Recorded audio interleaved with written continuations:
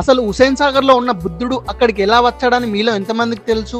నేను చెప్తా, ఈ వీడియోని సేవ్ చేసుకొని పెట్టుకోండి.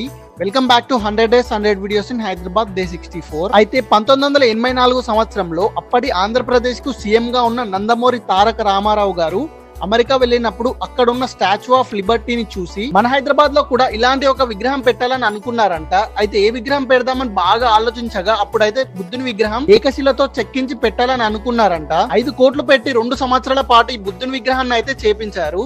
అయితే 1990లో ఈ విగ్రహాన్ని హుసేన్ సాగర్ కి తీసుకొస్తున్నప్పుడు బుద్ధుని విగ్రహం నీళ్లలో పడిపోయింది.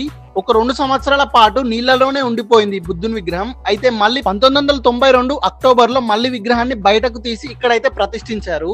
ఇది మన హుసేన్ సాగర్ లో ఉన్న బుద్ధ విగ్రహం యొక్క హిస్టరీ. అయితే ఇప్పుడు మన తెలంగాణ గవర్నమెంట్ దీన్ని ఒక టూరిస్ట్ స్పాట్ గా అయితే చేసింది.